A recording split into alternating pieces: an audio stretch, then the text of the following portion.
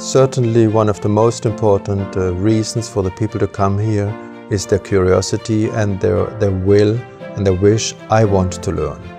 I'm interested in the topic of the conference.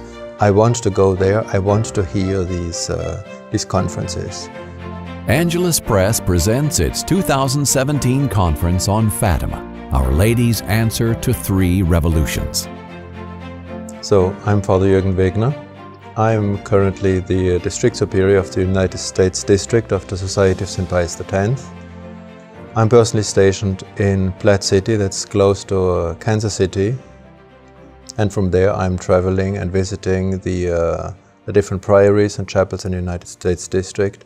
And it's from there where we take care, especially of our priests, but then also of all our faithful. So the topic of this year's conference were the three dates, 1517, 1717 and 1917. This might seem for outsiders quite a mysterious theme. So we see in these three dates that there is a logic, an inner logic, and they are all linked one to the other. So we see first, in 1517, we see that Luther, as having his own personal struggles, ends up to going against the church and more or less wants to refuse the church and start his own Protestant church where everybody can, in a certain way, make his own faith. Then we see in 1717 a second step. It's the founding of the Grand Lodge, where the Masons, they build the world, and in a certain way God becomes one of theirs. They are builders and architects, and God is seen as the grand architect, similar to them, but perhaps superior. And then we see in 1917 another additional step. It's not anymore the refusal of the church, it's not anymore the refusal of God as such. There it's really about man and a classless society, where we see that in a certain way the society and the state, the politics take over the man.